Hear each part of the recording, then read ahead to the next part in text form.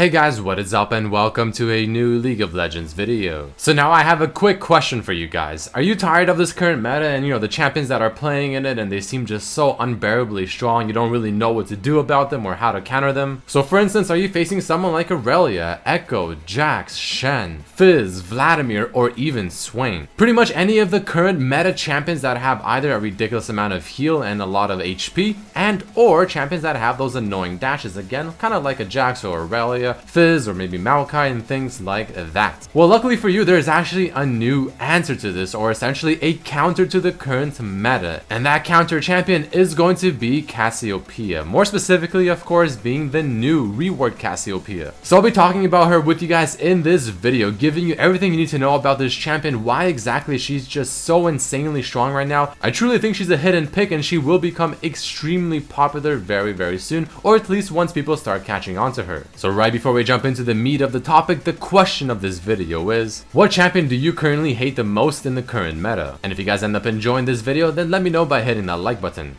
Alright, so let's first talk about the strengths and the weaknesses, or the positives and negatives of Cassiopeia. So like I said, I truly believe she is the current meta stomper. She is countering almost every single popular champion at the very moment. Because not only is she able to abuse someone like a Vladimir or maybe even a Swain in the laning phase, but she scales insanely well. She can get Morella Nomicon to reduce their healing, she can go for Abyssal Scepter, and even for something like a Liandry's Torment if they stack too much HP. And she just overall has a ridiculous amount of damage in her kit, especially now that she buys 6 AP items since she can no longer buy boots. Now, even though I do feel like she's a great counter to these champions I just mentioned, she's an even better counter to the other meta champions, ones with dashes. And this is why I believe she's just simply better in the top lane than in the mid lane, because she will have these matchups in this lane much more frequently. So for instance, are you facing someone like Aurelia, someone like a Jax, a Shen, a Maokai, Echo, top lane Fizz, Yasuo, Riven, Fiora, Renekton, any of those kind of champions, any champion that has some kind of dash or movement type ability? Well, luckily for you, if you play Cassiopeia well enough, you essentially counter them, and the reason you do is because of your W. Because Cassiopeia's W does have a completely new effect called Grounded, and I believe it is the only one in the entire game that has such a debuff. So essentially, when someone is standing inside her W, they cannot use any movement type abilities, and this also does include things like Flash,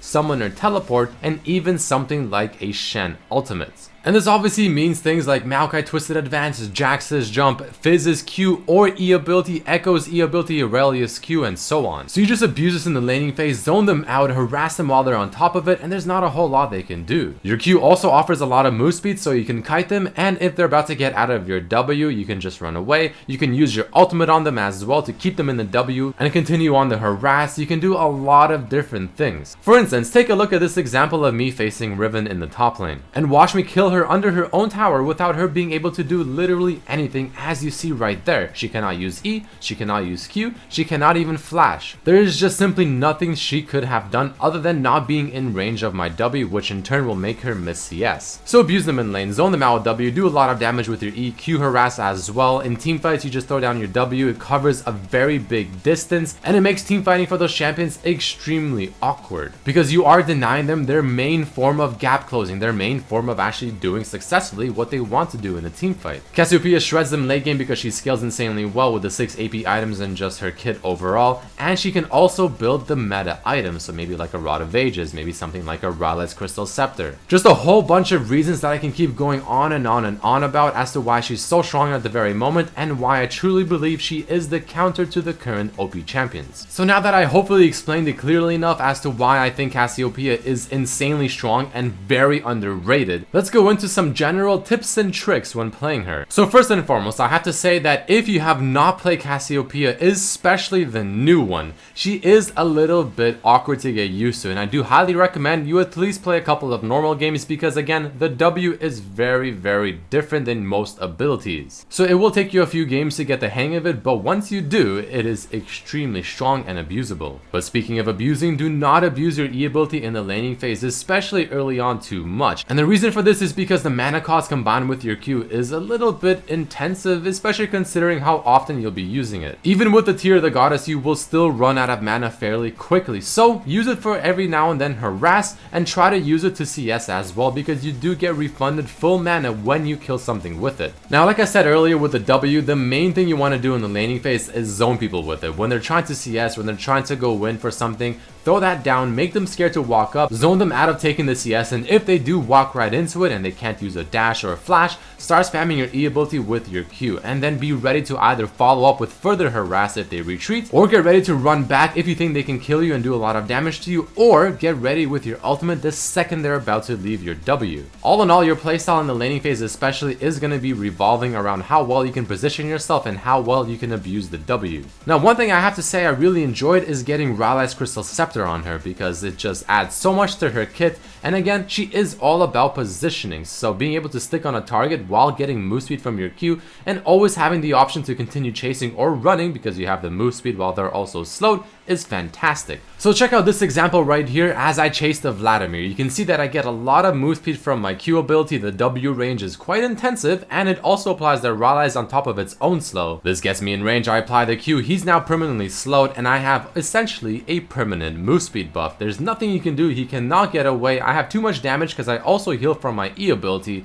and it's just, I mean, what do you do in that kind of scenario? Not a whole lot. And very quickly now we'll go over what abilities to level in what order and the summoner spells to take as well. So you usually want to start with Q for the lane harass, followed by your E level 2 to start CSing and harassing even further, E level 3 again because it is your best ability, and then W level 4. And begin to prioritize your ultimate, followed by E, then Q, and then W in terms of priority of leveling and maxing first. Summoners, it's kind of just dependent on what you want to do. Flash Ignite if you want to kill lane, but I don't usually recommend it. Flash TP is what I usually recommend, and it's the safest and best option. Flash Ghost if you think you have to dodge a lot of skill shots, and Flash Exhaust if you're against maybe Zed mid lane, Talon mid lane, or someone like Akali or even Riven top lane that you feel a little bit scared of and you need to exhaust. Next up, let's finally talk about the overall build to do with Cassiopeia, runes, masteries, and items. For the masteries, you want to go 18-0-12. You want the Deathfire Touch because it's going to make you scale like an absolute monster. It helps you kill those tanky champions, especially late game.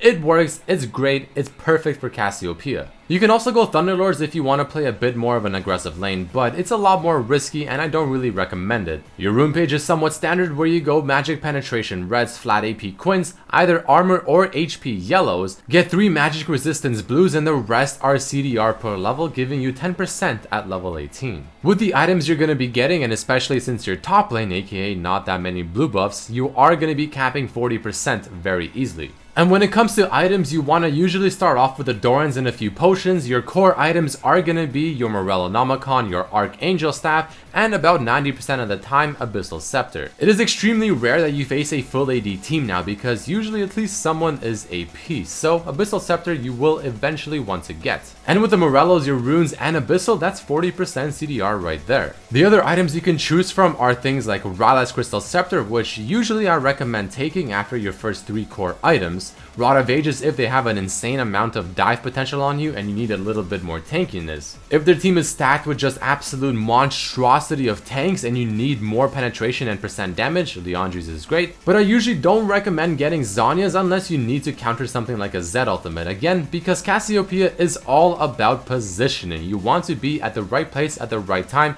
and you want to make sure you're doing it properly, so if you use Zhonya's especially in a team fight, chances are you're going to get mispositioned, you're going to get grouped on, and you're not going to be in the best situation possible. So it almost feels like a counterintuitive item on this champion, but again, it's not the worst thing in the world either. Just make sure you do not forget that Cassiopeia cannot buy boots, so you do have 6 AP items that you can choose from. And as usual, we're going to be ending off this video with my final thoughts and rating. I'll be giving her a very solid 9 out of 10. I truly believe she is the counter to the current meta, the counter to many of the OP champions at the very moment, or champions you just hate facing. She's also kind of a sleeper champion at the very moment. I mean, not many people are playing her, but the people that are playing her right now, especially in Korea and Europe, are doing insanely well. So I will be very surprised if she does not become a meta champion in a couple of weeks. All in all, very strong, does a lot of damage, is very objective focused because she can can obviously annihilate things like Baron and Dragon.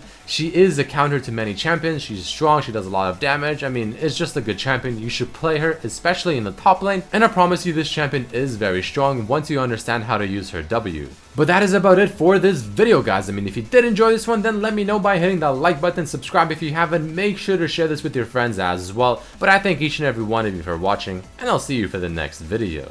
Peace.